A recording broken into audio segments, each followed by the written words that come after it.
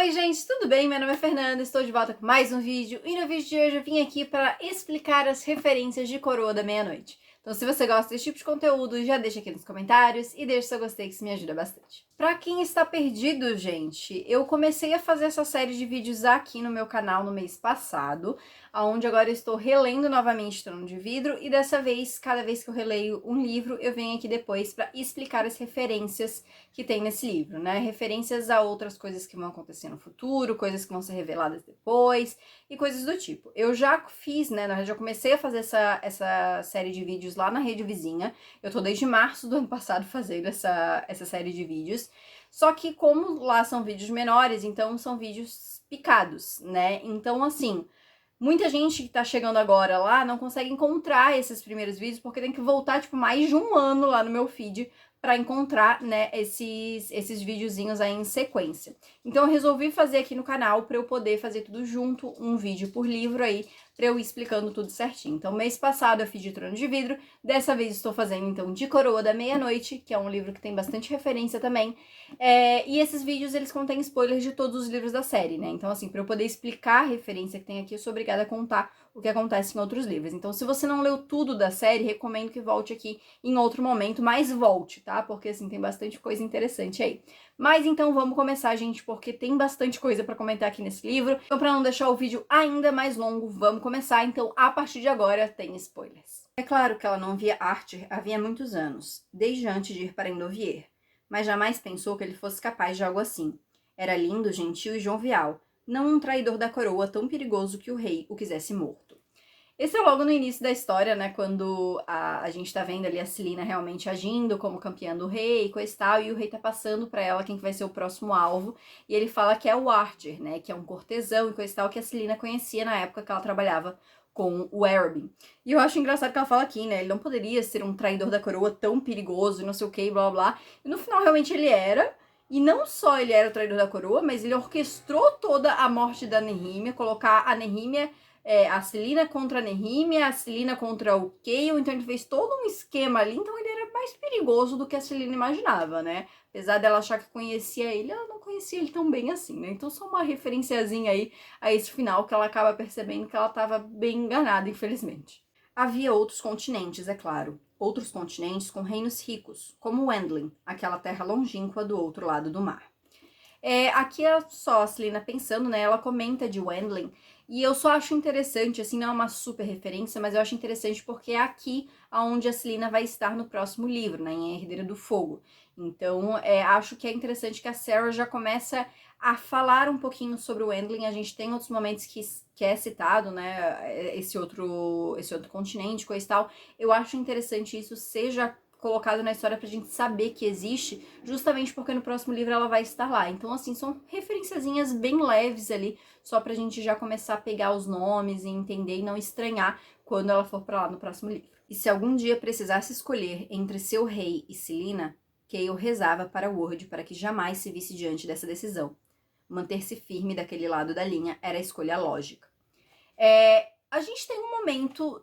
É que, na verdade, assim, o Chaol, ele nunca é colocado como nessa posição de escolher o rei ou a Celina, né? Ele acha nesse momento que é essa a escolha que ele vai ter que fazer, só que mais pra frente ele vai ter que ver que vai ser ou o lado do Erwin, né, do rei ali com esse tal do Erwin, ou o lado da Aelin, do Dorian, né, e todo mundo. E quando esse momento chega, que é no final de Herdeira do Fogo, né, que o Chaol precisava realmente se posicionar, ele se posiciona contra o rei. Não a favor da Celina, mas a favor do Dorian. E eu acho que isso é bem melhor e bem mais emblemático pro personagem, porque a amizade do Dorian com o Chaol é uma amizade que eu gosto muito. E eu vejo, assim, apesar do Chaol não ser meu personagem preferido, eu gosto muito dessa amizade. E nesse livro é muito triste, porque a gente vê os dois se afastando. Então é muito legal a gente ver que no final tinha essa escolha, né, do Chaol se posicionar a favor ou contra o rei que ele servia, e ele se posiciona a favor do rei que ele quer servir, né, que é o Dorian, né. Então, assim, eu acho interessante que ele menciona essa escolha nunca vem propriamente dessa maneira, mas ele em algum momento sim tem que escolher entre o rei e outra pessoa, e ele escolhe a outra pessoa, que nesse momento, né, era o Dorian ali, que era o futuro rei também, né, então assim, era a esperança ali pra Darla e tudo mais, então eu acho interessante que ele menciona essa escolha, mas ela Nunca vem assim, gente, escolha a Celina, ele não ia, né, gente? Principalmente depois que ele descobre quem ela é, então, enfim. Mas só uma referenciazinha, assim, ao que acontece ao final de Herdeira do Fogo. Na noite que saíra do Forte dos Assassinos para caçar Ferran, Wesley tentara impedi-la, tentara avisar que era uma armadilha. Esse momento que a Celina tá conversando com o Kael, e os dois estão conversando sobre um pouco do passado deles, e ela tá contando, ela pergunta, né, se ele conhecia o Ferran e coisa e tal, que era um cara muito sádico, enfim, e aí ele conta que ele foi morto, né, e por esse cara chamado Wesley, né, e ela lembra, Wesley, não sei como é que se fala na pronúncia aí, eu vou falar Wesley, gente. Mas enfim, e ela lembra desse momento, e esse momento ele é mostrado em A Lâmina da Assassina, que vai ser o próximo livro que eu vou ler, tá? Inclusive vai ser o próximo vídeo de explicando referências, que depois que o Sam morreu, a Celina voltou pro Forte dos Assassinos, porque ela já tinha saído de lá, ela tava morando com o Sam, e o Wesley tenta impedir ela de sair e falar que era uma armadilha, e ela não acredita, porque ela e o Wesley nunca foram muito próximos, assim. Ele gostava muito do Sam, mas ele não gostava dela. E ele era o guarda-costas do Araby, então ele tenta impedir ela de sair, só que ela não acredita, ela só acha que, tipo, ele tá só implicando com ela, sabe? Ele não tá deixando porque ele não gosta dela. Mas não, ele tava tentando salvar a vida dela. E ele depois vai se vingar. O Kael conta aqui na história, né? Que ele matou todo mundo ali, coisa tal, o Wesley, coisa tal. E depois o Arobin matou ele. Ele disse que talvez pra meio que tentar acalmar os ânimos e falar, ó, tá aqui o cara, não tivemos nada a ver com isso, sabe? Mas enfim, é só uma lembrança, assim, que ela tem desse momento que é explicado lá em A Lâmina da Assassina, que a gente vai ver no próximo vídeo aí, né? Que vou falar de algumas referências que tem, enfim. Mas, enfim, ela só lembra disso aqui realmente, né? E todo esse momento da morte do Sam e coisa e tal é uma grande referência, né? Ao que acontece lá também. Celina cruzou os braços. Absurdo. A magia sempre a levava a absurdos como aquele. Qual é o seu nome? Qual é o seu nome? Celina Sardotti, disparou ela. A caveira soltou uma gargalhada. Ah, isso é engraçado demais. A coisa mais engraçada que já ouvi em séculos. Esse é o momento que a Celina, ela vai lá pra... Eu esqueci o nome daquele negócio. É onde tá enterrada ali a Helena, o Gavin, que eu esqueci como é que se chama o negócio. É tipo a tumba que eles estão lá, o mausoléu que eles estão lá, e ela conhece o Morte, né? Que é a caveirinha que fica na porta, assim, e que fala com ela, né? Ele foi feito com magia, ele fala com ela, e ele pergunta, né? Ela pergunta o nome dele, e ele pergunta qual é o seu nome. E ela diz Celina Sardotin, e ele começa a rir, e diz que isso é muito engraçado. Por que ele acha muito engraçado, gente? Começamos aqui as pistas de que Celina não era Celina, que ela não tinha esse nome de nascença novamente, que ela era Ailyn. Ele ri porque ele sabe que ela não é Celina, né? Ele sabe que ela é a Ailyn. Então, quando ela fala isso, ele começa a rir e diz que é muito engraçado, porque ele sabe que é mentira. Então, assim, a gente tem muitas pistas aqui no livro, eu vou falar de mais outras aqui. Mas a gente tem esse momento aqui, mais um, pra gente ver que realmente a Sarah estava indicando o tempo inteiro. Morte pigarreou.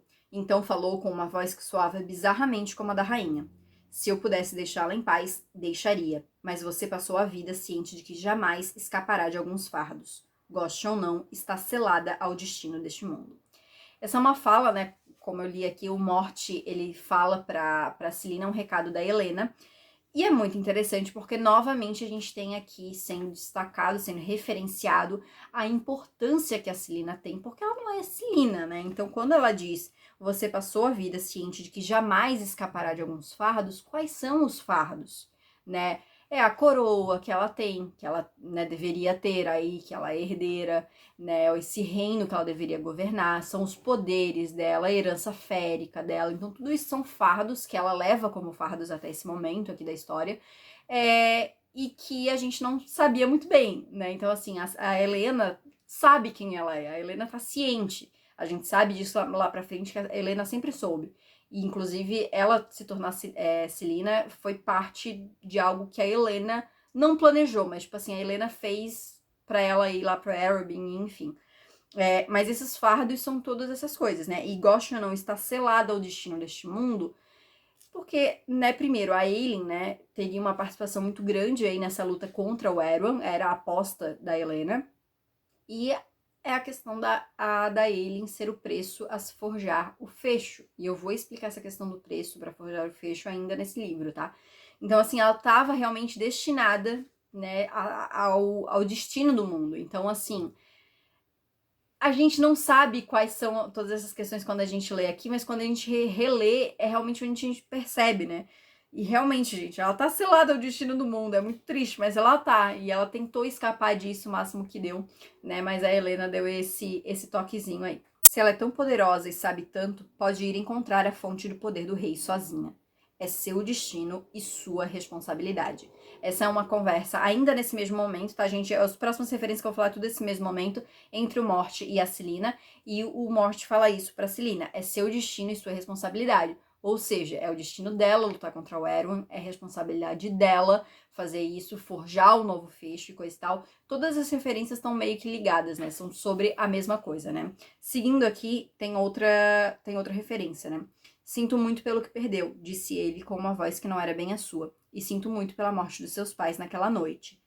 Novamente sendo citada essa coisa da morte dos pais. Desde o primeiro livro a gente tem isso, quando Ken fala também pra Celina, ela fica meio, né, ela fica meio, como é que se diz? Meio desestabilizada, assim, quando ele fala, quando ela vê que tem outra pessoa que sabe. Então, tem essas questões novamente sendo citadas e a gente vai entender um pouco mais da morte dos pais dela nesse livro aqui. Você é tão egoísta assim, tão covarde? Por que desceu aqui essa noite, Celina? Para ajudar todos nós ou apenas para se ajudar?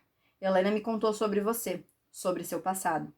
Novamente, ainda dentro desse momento, essa é uma fala do Morte para Celina. Novamente, a gente tem uma referência de que tem alguma coisa no passado da Celina que é muito importante, que é muito grande e que os personagens gostam de frisar isso em vários momentos. Então, aqui, esse capítulo, ele é recheado, é tudo no mesmo capítulo, tá? Essas últimas referências que eu li aqui, é recheado de referências a esse passado da Celina, a essa identidade dela que a gente não sabe muito bem, a tudo isso que tá atrelado ao destino dela, as coisas que vão acontecer no futuro. Então, eu acho um capítulo muito interessante para uma releitura. Kaunten enroscou a capa de Celina ao redor do corpo. Algo está vindo, sussurrou ela, e eu devo receber essa coisa. Esse é o momento que a Celina vai conversar com a Kaunten. Eu nunca sei falar o nome dela, gente, meu Deus do céu. Enfim, e a Kaunten tá presa lá por conta do que ela fez no final do livro passado, por conta da manipulação do rei e do duque, né? E ela comenta isso, né? A Kaunten... Gente, esse barulho é do meu cachorro, tá? Todo vídeo eu tô tendo que explicar, mas é que se der barulhinho, é o meu cachorro se sacudindo, é o meu cachorro andando, então, enfim. Não consigo controlar. Mas a Kaunten fala isso, de algo está vindo e coisa e tal, e a Kaunten, ela tá meio dissociando da realidade em alguns momentos, mas é interessante porque a Kaunten depois ela é levada pra Morath pelo Duque pra casar com ele, e a gente vê mais pra frente, eu acho que é no quarto livro que a gente vê, que a Kaunten, na verdade, ela tá sendo usada como um receptáculo para uma das chaves de Word, né? O Duque, ele implanta a pedra no braço dela. Então ele coloca aquilo para usar ela, o poder dela, junto com que ela tem um poder também, né? Ela tem magia, para usar a magia dela junto com o poder da pedra de Word, né? Da chave de Word. Então, assim, é interessante porque a Kaunten, ela já sabia, né? Tanto que ela fala, algo está vindo e eu devo receber. Então, assim, o que é essa coisa que tá vindo? O que ela deve receber? É a pedra de Word, né? A chave de Word. Vocês viram com pedra de Word? É a chave de Word que vai ser implantada nela ali mais pra frente. Coitada, né? A gente, a Kaunten tem um destino bem, bem cruel aí, né? Dá até dó. Ela é chata no primeiro livro, mas ela não merecia tudo isso, né? Coitada. Foi por isso que o rei de Adarlan atacou primeiro Terrazen, porque era mais forte, e porque se Terrazen tivesse chance de se levantar um exército contra ele, Adarlan teria sido aniquilada. Meu pai ainda diz que se Terrazen se erguesse novamente, poderia ter uma chance. Seria uma ameaça genuína a Adarlan. Esse é o momento de conversa da Nehemia com a Celina, e a Nehemia comenta isso, né? A força da corte de Terrazen, que era a corte mais forte que existia. E a Celina fica muito pensativa sobre isso, né? Porque é a corte dela, né? A chance de levantar um exército aí de Terrazen vem dela, né? Dela se posicionar e ela assumir quem ela é.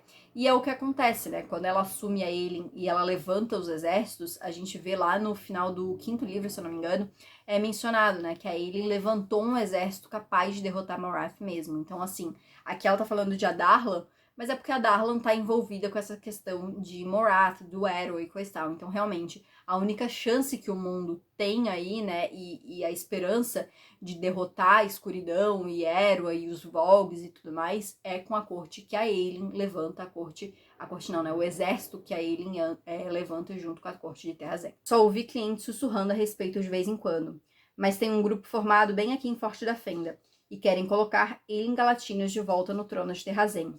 O coração de Celina parou de bater. Aelin Galatinhos, a herdeira perdida de Terrazen. Aelin Galatinius está morta, sussurrou Celina.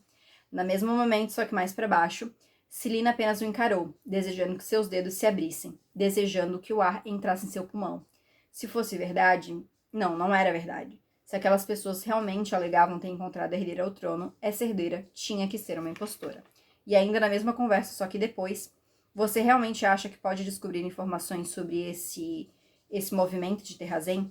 Embora a herdeira dele só pudesse ser uma impostora, valia a pena investigar o movimento em si. Helena pedira que Celina procurasse por pistas. Ela poderia encontrar algumas ali. É engraçado, porque nesse é o primeiro momento que a gente tem uma referência direta a Aelin.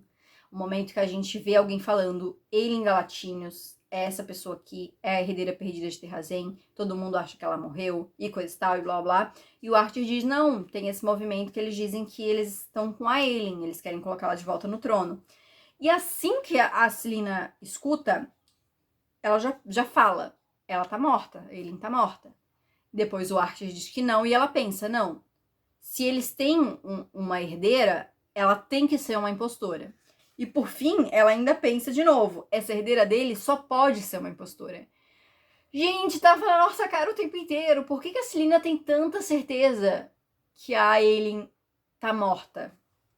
Que a herdeira que eles alegam ter é uma impostora? Como que ela pode ter tanta certeza? De duas uma, ou foi ela que matou, ou, né, é ela. E a gente sabe que é ela. Então, assim, cara, Sarah, eu fico impressionada. Porque, assim, eu já sabia desse spoiler quando eu li o livro, né? Mas, assim, eu não... Eu me conheço, eu não pegaria as pistas. Eu teria facilmente caído no plot twist no final do livro. Entendeu? Eu não saberia. Então, assim, eu tenho certeza que essas pistas todas pra mim não serviriam de nada. E eu sei que pra muita gente não serve. A minha amiga leu agora, ela também não pegou essas pistas. Então, assim, eu fico muito feliz que ninguém pega, porque eu acho que o plot twist no final é muito legal. Mas, assim, a Sarah deixa tanta coisa, gente. Esse livro, ele realmente dá muito a entender que a Celina é a Aelin. Só que a gente não tá prestando atenção, a gente não tá esperando por isso, né? Então vem a surpresa. Então eu acho isso muito legal. Durante o percurso da carruagem até ali, Arthur prometera que Arobin Hamel não participaria. Nem Lisandra, uma cortesã com quem Celina tinha uma história longa e violenta, e alguém que a assassina tinha quase certeza de que mataria se visse novamente. Primeira menção da Lisandra, né? A Lisandra, ela vai aparecer mesmo em A Lâmina da Assassina, né? Que é o prequel aí, então a gente vê um pouquinho da relação da Celina com a Lisandra, e ela volta a aparecer no quarto livro. E assim, a gente vê que tem essa animosidade entre as duas, porém, no quarto livro as duas conversam e elas viram amigas, elas viram, tipo, melhores amigas, na verdade, né? Então é bem interessante, assim, que a gente tem só essa mençãozinha aqui da Lisandra, mas a gente vai ver um pouco melhor dela em A Lâmina e depois lá em Rainha das Sombras. E que, na verdade, apesar disso, né, essa história violenta entre elas, que a Celina mataria ela se visse, coisa e tal, blá, blá, blá. Na verdade, não, porque elas viram melhores amiguinhas aí, né? Então eu acho legal só uma referenciazinha aí a Lisandra, né? Era estranho bastante que tivesse caído no sono, mas a temperatura gélida foi lhe que pareceu mais incomum. As janelas estavam todas seladas, a porta fechada. No entanto, as respirações curtas do príncipe condensavam diante dele. Esse é o momento do Dorian aqui, né, que ele acorda e ele vê que o quarto dele tá muito gelado e coisa e tal, e blá blá.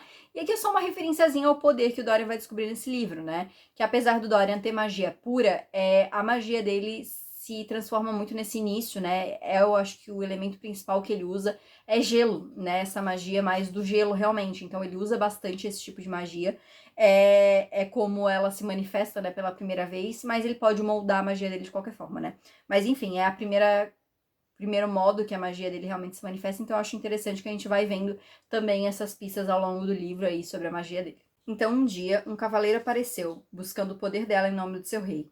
Conforme viajavam para o reino dele, o medo do cavaleiro se transformou em amor. Ele não a via pelo poder que dominava, mas pela mulher que havia por baixo disso. De todos os reis e imperadores que a cortejavam, com promessas de riquezas além da imaginação, foi o presente do cavaleiro, de vê-la por quem era e não pelo que era, que conquistou seu coração. Esse é o momento que tem uma musicista, né, que vai lá fazer uma apresentação no castelo, e ela canta música e coisa e tal, que fala sobre essa história dessa mulher, que, né, várias pessoas tentaram conquistar ela ao longo do tempo, blá, blá, blá, ela tinha um poder, enfim. E aí, no final, ela acaba sendo conquistada por esse cavaleiro que vê ela por quem ela é. Eu não sei se é uma referência, mas na minha opinião, eu vejo como uma referência a história da Aelin e do Rowan. Porque, assim, a gente vê que a Celina, né, a Aelin, enfim, tem os seus interesses românticos, Mas, e eu sempre vou bater nessa tecla, que eu sempre vou defender o Rowan nesse quesito, que o Rowan é o único que realmente vê quem ela é por completo e ama quem ela é por completo. Porque assim, o Sam conheceu ela só como Selina. Eu acredito que se ele tivesse conhecido ela como Aelin, coisa e tal, ele ia ter amado ela por completo. Mas ele não teve essa chance. Então, assim, ele amou ela como Selina. O Dorian e o Cale, ambos também acabam amando o lado Selina dela. O Dorian acaba até desapegando dela depois que não dá certo. Então, tipo, eu acredito que o Dorian meio que teria amado também, mas ele não tem esse desenvolvimento romântico. Então, eles seguem como amigos. Então, se encerra essa coisa romântica. E o Cale, ele não consegue amar a Selina por completo. E essa questão, mesmo ele conhecendo ela só como Selina, ele não consegue amar ela como Selina por completo. E aí, quando ele descobre que ela é Aelin, aí mesmo que ele não consegue. Então, assim, eu acho interessante, sabe? Porque o único que realmente conhece ela por completo e ama ela por completo é o Rowan, que no final é o parceiro dela e é quem ela realmente ama e ficam juntos no final, enfim.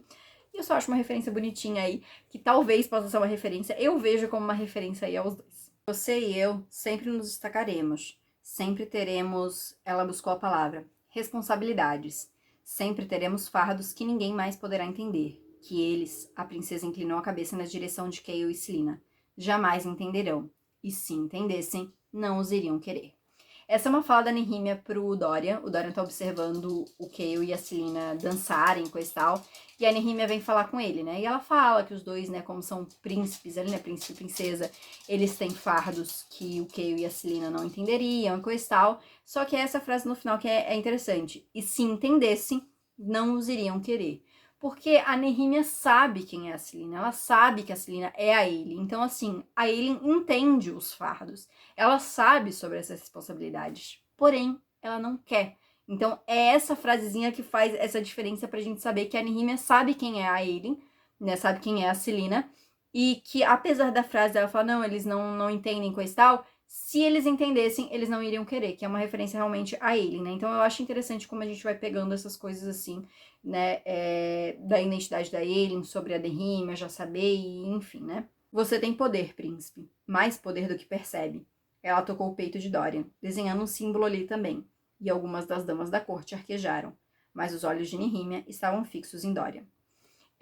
Esse é o mesmo momento, né, da Nehemia conversando com o Dorian, e é uma referência bem óbvia, né, gente? Aqui falando realmente do poder do Dorian. Não só do poder dele como príncipe, né, o que ele poderia fazer sendo um príncipe, mas do poder magia mesmo dele. E aqui novamente mostrando que a Nehemia sabia, a Nehemia estava ciente de tudo.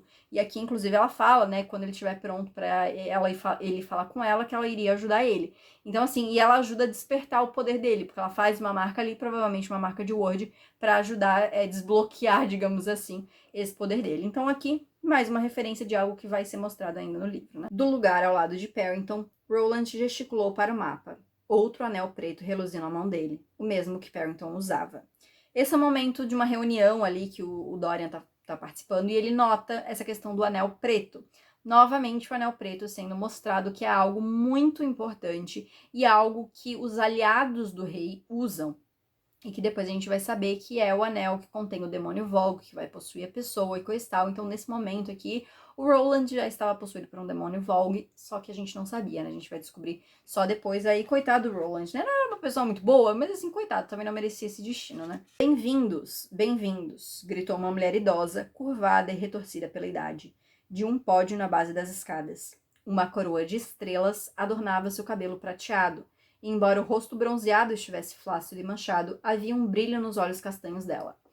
Esse é o momento que a gente conhece a Baba Pernas Amarelas pela primeira vez. E a gente vai descobrir que a Baba Pernas Amarelas, ela era uma das líderes, né? Era a líder, né, do clã Pernas Amarelas, que faz parte aí das Bruxas Dentes de Ferro. Mas o que é interessante aqui é que ela tá usando essa coroa de estrelas. Essa coroa de estrelas, ela é uma coroa que era das Crochan, que são as bruxas inimigas das Dentes de Ferro, né? As bruxas que foram exterminadas, né, ali pelas Dentes de Ferro. E a rainha das bruxas Crochans usava essa coroa de estrelas, né? E é interessante porque lá no último livro, essa coroa acaba aparecendo não, né? A Manon acaba pegando ela, porque uma das três matriarcas lá das Dentes de Ferro vai lutar contra a Menon e tá usando a coroa, né? E quando a Menon coloca na cabeça, as estrelas brilham, reconhecendo a Menon como uma Croton, como uma rainha Croton. Então, assim, é interessante que esse objeto já aparece aqui, a gente não sabe absolutamente nada sobre esse objeto, mas vai ser um objeto interessante e importante, justamente como símbolo do poder da Menon lá no último livro. Ela conhecia as histórias, lendas que lhe davam pesadelos violentos quando era criança. O relato em primeira mão que um velho amigo lhe contou certa vez. Considerando que esse amigo desprezível a havia traído e quase matado, Celina esperava que as histórias horríveis sobre as bruxas Dentes de Ferro fossem apenas mais mentiras. Contudo, ao ver aquela mulher, esse é o momento que a Celina está lembrando de esse amigo. Que, novamente, gente, eu achei que a Galera Record tinha corrigido. Tá traduzido errado, não é um amigo, é uma amiga. Porque a Celina está falando da Ansel, que ela conhece lá em A Lâmina da Assassina, no terceiro conto. Então, assim, eu tinha o meu livro, só que assim, o meu livro, o outro, que não tá aparecendo aqui, ele é uma versão, tipo assim, eu ganhei esse livro em 2017, então é uma versão antiga. Eu imaginei que ele já tinha sido corrigido. Porque eu imagino que quando saiu, eu até já conferi isso, se a lâmina já tinha sido lançada ou não. Porque em inglês é a friend. A friend não tem gênero, então não dá pra saber se é ele ou ela. Então na história vai estar aqui, this friend não tem gênero, não tem como saber. Porém, a gente sabe por conta da referência que essa história traz, que é a Incel. Então é uma amiga. Eu imaginei que nessa versão nova já ia estar corrigido isso, gente, porque é um detalhe bem óbvio para quem já leu os livros, né? Então, para quem tava fazendo a correção aí da edição dessa história, já deveria estar corrigido isso. Mas enfim, gente, é uma menção a Ansel que conta essa história pra Celina da bruxa que ela encontrou e coisa e tal, que matou a amiguinha da irmã, enfim. E que acaba atraindo a Celina também, né? E o grupo todo lá dos Assassinos Silenciosos no terceiro conto. Tive uma égua Asterion certa vez, admitiu a jovem, e os dois piscaram. Celina foi até o curral e ergueu os dedos, permitindo que o garanhão sentisse seu cheiro. O nome dela era Cássida. A assassina sorriu com a lembrança, enquanto acariciava o nariz macio como o veludo do cavalo. Significava a bebedora do vento, no dialeto do deserto vermelho. Ela parecia um mar revolto. Ela fala sobre isso aqui, e ela conta depois, né, que ela roubou essa égua de um senhor de Xandria. E é outra referência a esse mesmo conto, que é o terceiro conto de A Lâmina da Assassina. E ela vende, na verdade, essa égua Asterion depois para pagar a dívida do Sam com o Elrond. Então, mais uma referência aí, bem triste, na verdade, né? Mas, enfim, fica a referência. E na beira gramada do outro lado estava o cervo branco, observando-a com os olhos antigos. As enormes galhadas do animal brilhavam ao luar, cobrindo-o de glória marfim, exatamente como Celina lembrava. Tinha sido em uma noite fria como aquela que ela ouvira pelas grades do vagão da prisão, a caminho de Endovier, o lampejo de um mundo antes de ter sido queimado até cinzas. Esse é o momento que a Celina sonha, e ela sonha com esse cervo branco. O cervo branco, ele é o símbolo de Terrazen, ele é o animal que representa Terrazen, né? O senhor de Terrazen, enfim. E eu acho interessante porque, assim, aparentemente é uma coisa de história, de fantasia e coisa e tal, porque isso acontece lá em House of the Dragon também, série derivada de Game of Thrones, na primeira temporada, que dizem que o cervo branco, ele é um símbolo... Eu acho que é um cervo branco no House of the Dragon também, que ele aparece...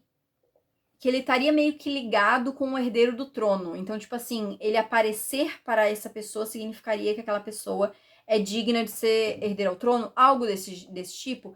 Eu não sei se aqui tem a ver com isso também, porque eu achei interessante ser o mesmo animal, sabe? O mesmo tipo de animal, cervo branco, coisa e tal, blá blá blá. Não sei se isso tem algo a ver, porque o cervo branco aparece pra Rhaenyra, né? Que é uma das protagonistas de House of the Dragon. Então, aqui é óbvio que tem a questão do cervo branco ser o símbolo de Terrazen, mas talvez tenha algo também a ver com isso, de tipo o cervo branco representar essa coisa do símbolo do herdeiro ao trono, sabe? Algo do gênero. Não sei se isso é uma mitologia de fantasia, gente. Se vocês sabem, me deixa aí, eu não cheguei a pesquisar. Mas é algo que eu achei interessante quando eu tava lendo, né? E novamente mostrando a conexão da Celina com Terrazen e coisa e tal, e fazendo referência também ao momento que ela encontra ele quando ela tá indo pra Terrazen, que acontece no quinto conto de A Lâmina da Assassina, né? O último conto de A Lâmina da Assassina. A princesa observou o capitão com uma imobilidade calculada, uma mudança para a posição defensiva que eu reconhecia. Que tipo de segredos protegia para a amiga? Esse é o momento do aniversário de morte dos pais da Celina, né, que ela sai do castelo e coisa e tal, e o Chaol encontra a Nehemia, e ela conta ali pra ele, e ele pensa isso, que tipo de segredos protegia pra amiga. Novamente, gente, é óbvio que aqui é o Chaol se questionando, mas a Nehemia sabia quem era a Celina, né, então, tipo assim, ela protegia o segredo mais importante da Celina, mesmo que a Celina não soubesse disso. Se a herdeira de Terrazen, Aelin Galatinius, tivesse sobrevivido, teria se tornado uma amiga, uma aliada, sua noiva, talvez? Esse é o momento que o Dorian tá se questionando, porque ele encontra uns livros ali de árvore genealógica e coisa e tal, as famílias nobres de Terrazen, de Adarlan, enfim, e ele vê o nome da Aelin e ele se questiona se ela estivesse viva, quem ela seria. E eu acho interessante porque a Celina se torna duas dessas coisas, né? Ela se torna amiga e aliada.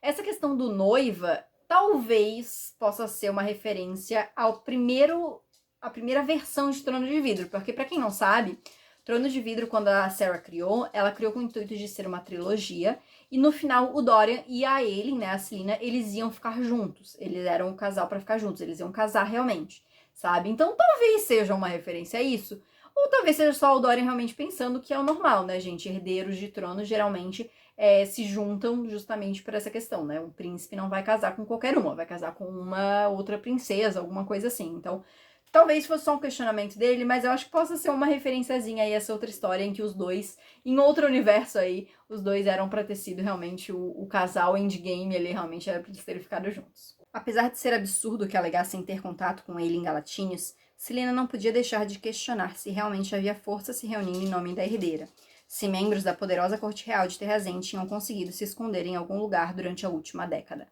Novamente, gente, a gente tem a Celina falando, é impossível eles terem a Aelin com eles. Impossível. Eu tô aqui. É impossível.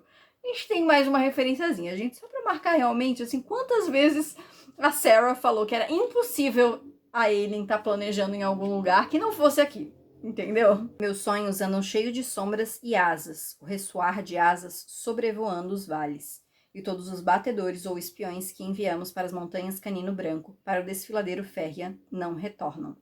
Esse é uma coisa que a Nehemia fala para Celina, e é algo que a Counten já tinha falado também no primeiro livro, se eu não estou enganada, ou no início desse.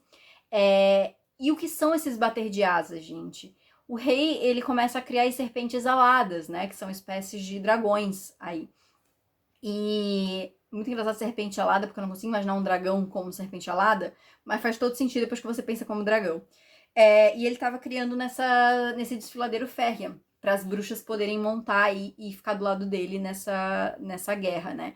Então, esses sons dessas asas aí vêm disso, e os batedores não voltam de lá, provavelmente por conta das bruxas que estão lá, dessas coisas que estão sendo criadas, e enfim, então a gente tem referências a algo que vai ser mostrado apenas no próximo livro. Aqui, eu não vou ler uma frase em específico, mas assim, esse capítulo, eu até marquei uma frasinha aqui, mas esse capítulo aqui, inteiro, que é meia página, que eu não vou ler o capítulo inteiro, né, mas é meia página, é o capítulo 25, que tem a conversa que talvez quando ler a primeiro momento não sabe quem é.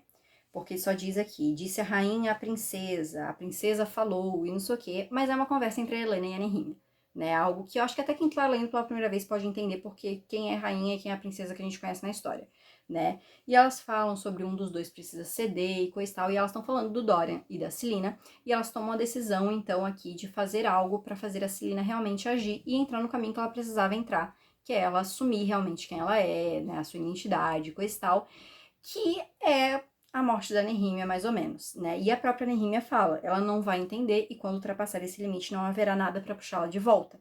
E a Helena fala que ela encontrará o caminho de volta, sempre encontra. E na verdade ela só encontra o caminho dela de volta porque ela acaba conhecendo o Rowan no próximo livro, né? Ele é uma parte muito fundamental para puxar ela de volta, porque realmente ela entra num abismo muito grande depois que tudo isso acontece. Então, assim, aqui mostra até que a Nehemia conhece muito bem a Celina, né? Que ela sabe que realmente depois disso vai ser um caminho muito difícil pra Celina. Então, acho muito interessante porque tem muita coisa nesse capítulo aqui que dá pra gente já entender o que tá acontecendo e como a Nehemia já sabia de tudo e como ela tava planejando junto com a Helena as questões todas. Então, eu gosto muito desse capítulo porque quando a gente lê pela primeira vez, a gente não entende. Mas quando a gente pega todas essas outras, nas releituras, a gente já entende perfeitamente aqui o que está sendo falado. E realmente, assim, depois disso, depois da morte da Nehemia, tudo fica bem mais complicado pra Celina, né? Ela realmente entra num caminho aí de bastante escuridão pra ela, né? Então é bem pesado.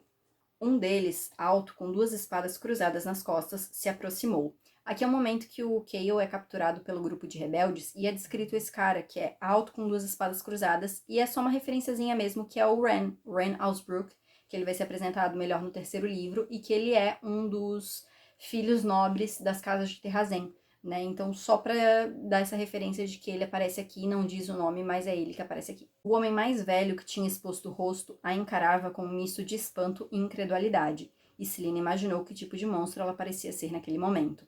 Aqui é ainda nesse momento, que é quando a Celaena vai resgatar o Cale, e primeiro que esse homem mais velho é o avô do Ren, que é o Murtog, acho que é assim o nome dele, e na verdade, ele fala aqui que o rosto encarava com um misto de espanto e incredulidade, e a Celaena imagina que seja por conta da aparência dela, porque ela acabou de matar todo mundo ali, coisa e tal, então ele tá meio que chocado por ver ela. Porém, na verdade, ele tá chocado, misto de espanto e incredulidade, não tem essa confirmação em lugar nenhum, mas muito provavelmente é porque ele sabe quem ela é, ele reconhece ela. Até porque todo mundo diz que a Aelin e o Aegon são iguais, que o Aegon é a versão masculina da Aelin. Todo mundo diz isso. Eu acho até estranho como o Ren não reconheceu ela. Então, muito provavelmente, e o Aegon tá com a galera ali, né? Eles veem, eles viram o Aegon crescer, então eles têm contato com o Aegon. Então, muito provavelmente, quando ele viu a Aelin, ele na hora reconheceu ela, né? A Celaena, né? Ele reconheceu ela como Aelin, porque os dois são iguais. E ela também, se eu não estou enganada, é dito que ela é muito parecida com a mãe dela, né? Então, provavelmente, ele também conheceu a mãe dela. Então, assim, ele provavelmente reconheceu ela e por isso esse misto de espanto e incredulidade por ver ela ali e pensar, meu Deus, ela tá aqui, sabe? Então, provavelmente foi isso. Celaena não se permitiu olhar muito para os poços de luta que ocupavam a ponta mais afastada da câmara, poços nos quais multidões ainda estavam reunidas, torcendo por quem estivesse lutando com punhos e pés ao lado de dentro. Esses poços de luta são mencionados mais em A Lâmina da Assassina, porque depois que a Celaena e o Sam param de trabalhar com o Arobynn, o Sam começa a lutar nesses lugares aqui para ganhar dinheiro, e a Celaena odeia, ela é totalmente contra ele lutar nesses lugares. Então, ela olha aqui, né, e fala que não se permitiu olhar e coisa e tal, muito provavelmente porque ela lembrava também do Sam, desses momentos, enfim, mais uma referência à Lâmina da Assassina. Essas canções eram sagradas para a corte. Apenas aqueles de sangue nobre a aprendiam ou cantavam. Eram ensinados e cantavam em segredo. Seus mortos eram enterrados à luz da lua, quando ouvido nenhum poderia escutá-las. Aqui é o momento que o Cale começa a desconfiar que a Celaena possa ser mais do que ela diz ser, né, outra pessoa, que ele ouve ela cantando ali um rito funerário numa língua estranha e ele vai pesquisar sobre isso. E aí o cara que é meio que é bibliotecário lá e ele sabe mais ou menos sobre essas coisas, ele explica que eram canções, né, como eu falei aqui, sagradas para a corte, que só pessoas nobres sabiam. E mais pro fim, o Cale pensa, independentemente de qual território os pais dela governassem, se Celaena algum dia assumisse o título que perdera e se Terrazen se erguesse, a assassina poderia se tornar uma fonte de poder potencialmente capaz de enfrentar a Darla, e isso a tornava mais do que apenas sua inimiga. Isso tornava a maior ameaça que Cale já encontrara. Ele começa a se questionar se a Celaena não era alguma nobre de casa menor que sobreviveu, e ele já vê isso como uma ameaça muito grande, se ela realmente assumisse o seu título e coisa e tal. Mal sabe ele que ela não é só uma herdeira qualquer, uma nobre que poderia assumir seu título. Ela é a herdeira, né? É a nobre, simplesmente. Então, assim, né? Ele meio que sabia. Roland tentou. Ainda bem que ele tem sofrido dores de cabeça horríveis ultimamente e anda afastado. Esse é o momento que o Dorian fala ali, né? Faz esse comentário sobre o Roland. E mais uma vez, assim como a gente tinha Counten no livro passado falando das dores de cabeça e coisa e tal, por conta do poder que o Erwan estava usando, por conta do demônio ali possuindo ela, coisa e tal, blá blá. Não, acho que a Counten não tinha, né? Ela não tinha anel. O dela eu acho que era só o poder do Duque mesmo, em cima dela. Aqui no caso do Roland, ele tá com o anel e com certeza tá sendo influenciado por outros poderes aí também. Então, todas essas questões. E o Roland, como ele também é um Ravilhard, provavelmente o Dorian chega a essa conclusão de que... O Dorian ou a Celaena chegam à conclusão ali de que eles provavelmente tinham magia também. Então, por isso, eu acho que é a Celaena que ela pensa isso. Provavelmente eles tinham alguma coisa de magia ali no sangue e por isso eles eram mais afetados até do que os outros. Celaena enfiou as mãos bem fundo nos bolsos. Lilian Gordeina. A bruxa cuspiu no chão. Qual o seu nome verdadeiro, Lilian? O corpo da assassina se enrijeceu. Pernas amarelas grasniu uma risada. Novamente, gente, tudo bem que aqui a Celaena tá se apresentando com outro nome, que é o nome fake dela ali na corte, mas esse nome verdadeiro, que o verdadeiro inclusive tá até meio que numa fonte diferentezinha, assim, Mais dicas, né, gente, de que Celina não é Celina, né? A mulher avaliou a assassina da cabeça aos pés, cheirando uma vez. Meu preço é inominável, respondeu Pernas Amarelas. E aqui a gente vai entrar na questão, gente. O que é esse meu preço é inominável?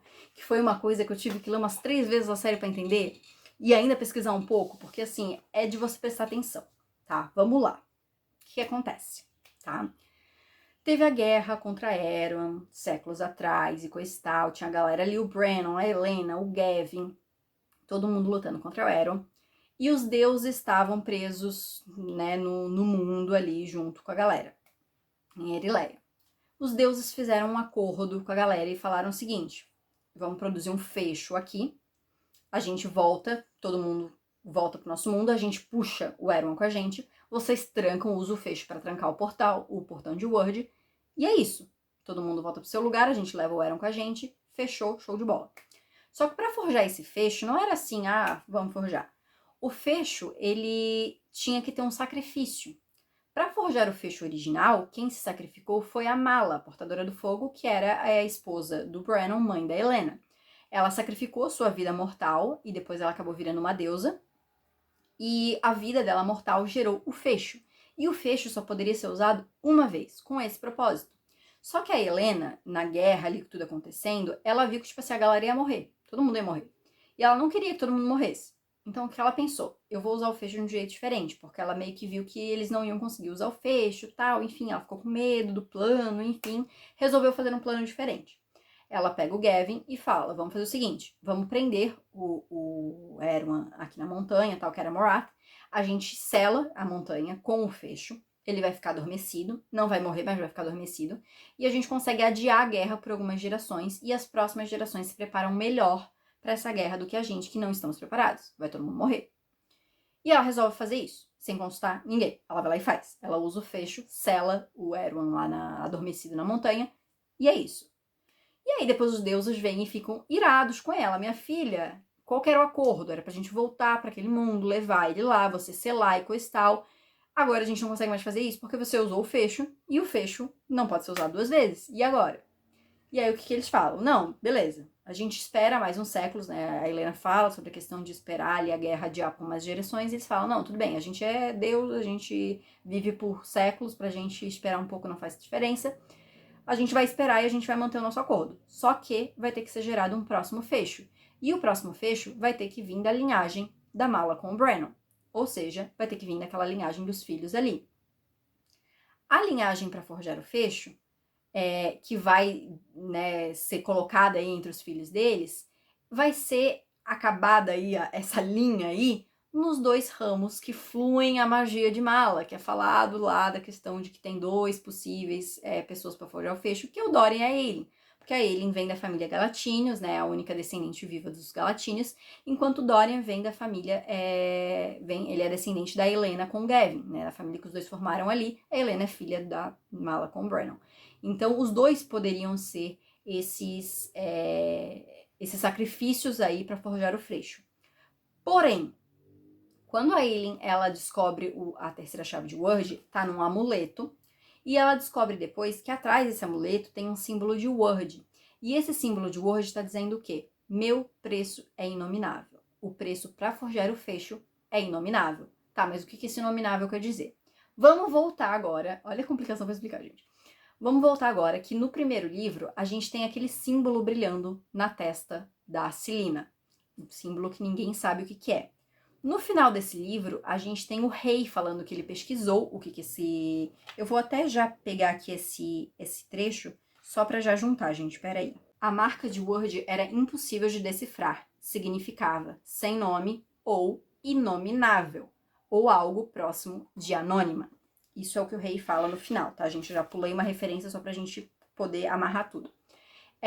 E lá no terceiro livro, a Maeve explica que essa marca que brilha na testa da Celina, que vai brilhar também no terceiro livro, era conhecida como a marca de Brennan. Porque o Brennan era um cara que veio do nada, ele não era um cara de família nobre, coisa e tal. Ele era um bastardo, ele era uma pessoa sem nome, inominável. Então essa marca brilhava na testa dos descendentes de Brennan. Ou seja, além dessa marca contar que a Celina é a Aelin, porque ela é descendente de Brennan, marca ela como uma inominável, ou seja, meu preço é inominável, o preço para forjar o fecho é inominável, o preço para forjar o fecho é da linhagem dos inomináveis, ou seja, é a Ailyn. Olha o rolê para explicar isso aqui, cara. Por isso que você demora para entender, entendeu? Porque assim, é um rolê inteiro. Mas enfim, a gente tem aqui, final do segundo livro, a Sarah contando pra gente dessa informação, que é óbvio que a gente não sabe o que é isso. O que é meu preço é inominável? A gente não sabe. A gente vai descobrir isso no quinto livro, apenas, tá? Mas já tá plantado aqui. Cara, eu fico assim chocada com a esperteza da Sarah, honestamente. Maravilhosa. Mas enfim, gente, espero que tenha ficado meio claro, porque é meio difícil de explicar essa questão. Havia magia ali. Magia estava em curso bem naquele momento, tentando selar a porta contra a criatura, mas não vinha de Celina. Eu acho interessante esse momento, porque esse é o momento que a Celina e o Dorian estão tentando matar a criatura que vive na biblioteca, e ela fala isso, né? Havia magia ali, mas não vinha de Celina. Ou seja, Celina tem magia. Aqui basicamente tá contando isso pra gente. Ela tem magia, porque ela sente magia, mas não estava vindo dela. Ou seja, tinha que estar vindo do Dorian. Então, se ela pensa nisso e não estava vindo dela, é porque poderia vir dela. Então, assim, mais uma referência sobre a identidade de Aelin, sobre Celina ter poderes e enfim. E tanto Counten quanto Nehemia haviam mencionado asas, asas nos sonhos, asas batendo no desfiladeiro férrea. O que o rei estava criando ali, novamente mencionando isso, são as serpentes aladas ali, que vão ser as montarias das bruxas, mas que nem todas vão ser más, né? Porque a gente conhece no próximo livro o Abraxos, que é um fofo. Então, assim, né? E o das 13 também, né? Mas, enfim, falando do Abraxos porque eu amo Abraxos. Não entenderá ainda, mas eu sabia qual era meu destino e o aceitei. Corri na direção dele, porque era a única forma de as coisas começarem a mudar, de os eventos terem início. Mas não importa o que eu fiz, Alentia. Quero que saiba que na escuridão dos últimos 10 anos, você foi uma das luzes para mim. Não deixe essa luz se apagar. Isso é o que a Nehemia fala pra Celina quando ela invoca ali a Nehemia, né?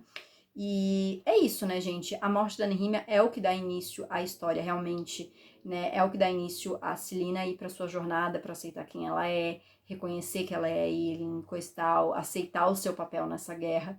Então, realmente, é a morte da Nehemia que começa tudo isso, né? E é o que ela fala aqui, né? Ela reconhece isso e ela diz isso pra Celina. E quando a gente tem a visão da história toda, a gente vê que realmente começaram a mudar por conta disso, né? Os eventos começaram a acontecer por conta disso. Porque sei o que você é, Celina. Arobin me contou certa noite depois que você foi para Endovier.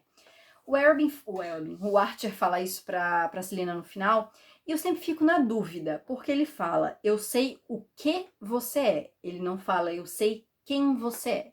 Então, na minha cabeça, eu acredito que ele realmente só soubesse que ela fosse férica, e que tivesse poderes e alguma coisa ali. Porque se ele soubesse que ela era Aelin, ele ia ter falado, eu sei quem você é. Eu achei meio estranha essa colocação de frases. Mas enfim, aqui mais uma vez, é uma referência a algo que a gente vai ver logo em seguida, que é a questão da Celina ser férica, né? Então por isso que eu acho que esse o que quer dizer a questão férica e não a questão Aelin, sabe? Mas é uma referência que a gente já vai saber em segundos, porque nas páginas seguintes a gente já vê ela transformada em férica. Né? Nehemia estava escondendo alguma outra coisa sobre você. Não queria que se envolvesse, e achei que fosse porque não queria compartilhar você conosco. Mas agora questiono, por que exatamente? O que mais ela sabia? Novamente, o Archer mencionando isso. Por isso que eu acredito que ele não sabia que ela era Aelin, porque fala isso, né? Nehemia estava escondendo alguma outra coisa sobre você, que era provavelmente a identidade dela de Aelin, né? Então aqui, novamente, uma referência a isso, né? Que a Nehemia sabia, que tem mais um segredo sobre a Celina que a gente não sabe, e que vai ser revelado também daqui a algumas páginas, então o mistério vai acabar. Celina se recusou a deixar que a curandeira a examinasse até que a perna de Ligeirinha fosse cuidada. Aqui é só uma breve referência que a curandeira que é mencionada aqui é a Sorcha, que vai aparecer no próximo livro em A Herdeira do Fogo mesmo, né? O próximo livro que eu vou ler é A Lâmina da Assassina, mas no próximo da série é a Sorcha que vai ter um romance com o Dorian. E ela até menciona esse momento que ela foi curar a campeã do rei, coisa e tal, blá blá. Então, só uma mençãozinha que ela aparece aqui como uma figurante. O rei convidara o parque até ali para se encontrar com a bruxa, para comprar alguns dos espelhos dela e descobrir o que restava da aliança Dentes de Ferro, que um dia fora forte o suficiente para destruir o reino das bruxas. Aqui é um momento do pensamento do rei, e ele tá pensando nisso, né, que ele chamou a Pernas Amarelas ali para ver esses espelhos das bruxas. E esses espelhos das bruxas vão ser muito importantes porque eles vão construir umas torres com esses espelhos, que esses espelhos eles amplificam o que é colocado no meio deles. Então a intenção deles era usar o poder da Counting junto com a chave Word, que era um fogo de sombras que eles chamavam, dentro de uma torre feita por esses espelhos. Então ela ia jogar o poder ali e ia amplificar esse poder, tornando muito mais letal do que já é, né? No final, a Counting acaba se matando, né? Então eles não conseguem usar ela, mas eles usam as próprias bruxas, né? Porque as bruxas têm a magia chamada renúncia, que elas basicamente se matam e isso forma uma explosão. Então elas se jogam dentro dessa torre e aí essa explosão é amplificada, né? Então esses espelhos de bruxas aqui vão ser uma grande ameaça ali pro exército de Terrazen, né? Pra Terrazen como um todo. E é para destruir esses espelhos de bruxas que a gente vê o fim das 13, que todas elas se sacrificam ali para realmente matar as bruxas que estavam ali e destruir, né, essa torre. A assassina desviava o olhar, como costumava fazer, exceto por aquele dia agradável em que entrara e praticamente esfolara uma lição viva. Novamente é uma menção aqui, uma narrativa do rei, e ele fala isso, a assassina desviava o olhar. Por que ela desviava o olhar sempre? O Chaol pensa isso no final. Que por que ela desviava? Por conta dos olhos, porque os olhos da Aelin, né, da Celaena, eles são os olhos característicos da família Shriver, que é a família da mãe da Aelin, que são olhos turquesas com um anel de dourado no meio. Então ela tinha medo de olhar para o rei e ele reconhecer, porque são olhos muito característicos. Então, assim, ela desviava o olhar com medo realmente que ele pudesse ver, né, e reconhecer quem ela era de verdade. Ele precisaria enviar os cavaleiros imediatamente para o desfiladeiro Féria e para as Ilhas Mortas, e fazer com que o general Narrock preparasse sua legião. O rei não queria cometer erros com aquela chance única em Wensley, e seria a oportunidade perfeita para testar alguma das armas que ele forjava em segredo havia anos. A gente vai conhecer o general Narrock no próximo livro. Ele começa a fazer esses testes e essas coisas assim. É meio que perto aonde a Aelin tá lá treinando com o Rowan, com a tal da defesa nebulosa lá, enfim, perto de Doranel, na verdade. E eles começam a descobrir corpos que estão, tipo, vazios, ocos, assim. E depois eles descobrem os colares, né? Os colares que começam a ser testados lá também, que contém os príncipes Vogues, enfim. E a Celaena, como Aelin, daí sim que ela já assume a sua identidade, né? Ela destrói todos eles ali, o General Narrock e tudo mais no final, e é onde ela realmente anuncia sua posição e diz, ó, Aelin Galatinas está aqui, viva, e lutando contra a Darlan. Então, vai ter essa questão do General Narrock vai ter uma participação importante em Herdeira do Fogo. Você velejará para Wendling amanhã. Os olhos de Helena brilharam mais forte. Eu acredito, gente, que é o momento que a Helena tá conversando com a Celaena, né? Depois que o Chaol já fez tudo ali para mandar ela pra Wendling. E diz aqui que os olhos de Helena brilharam mais forte. Eu acredito que seja porque ela sabia. Porque ela mesma no 5º livro, ela diz que quando a Celaena foi pra Wendling, né, ela queria deixar a Celaena viver um pouco mais aquilo, conhecer o Rowan e realmente colocar o Rowan na vida dela, porque ela sabia que o Rowan era o parceiro dela. Então, assim, eu acredito que nesse momento ela pensou, ainda bem, tipo, que ela vai pra lá, porque ela precisa ir pra lá pra conhecer o Rowan, porque o Rowan foi, como eu já mencionei, uma das pessoas, né, uma das coisas que foram responsáveis por trazer a Celaena de volta do poço que ela se enfiou depois da morte da Nehemia, né, ele foi, e a Celaena diz isso também, né, a Aelin, né, que ele foi, que os dois caminharam pela escuridão juntos até chegar à luz, né, ela fala isso no final do 5º livro, né, então é interessante porque eu realmente acredito que a Helena sabia, então ela pensa, tipo, ai que bom, sabe, tipo, ela tá indo pra um lugar onde ela realmente vai conseguir encontrar isso e talvez não cair tão fundo no poço que ela tá se enfiando, sabe. Algum dia você vai parar de dar ordens? Helena soltou uma risada baixinha. Quando você parar de fugir do passado, sim. Eu acho que é a referência final aqui à identidade da Celaena, né? Novamente mencionando que tem alguma coisa no passado dela aí que ela não quer contar, ela tá escondendo e a gente como leitor também não sabe ainda. Voltarei, disse Celaena baixinho. Voltarei por você. E o príncipe sabia que havia mais coisas que ela não estava dizendo, algum significado maior por trás daquelas palavras. A Celaena diz isso pro Dorian, né, quando os dois se despedem, e quando os dois se reencontram no 4º livro, quando a Celaena, a Aelin, consegue quebrar ali o colar ali, fazer o Dorian voltar a ser quem ele é. Quebrar o colar figurativamente, tá, gente? O poder do colar.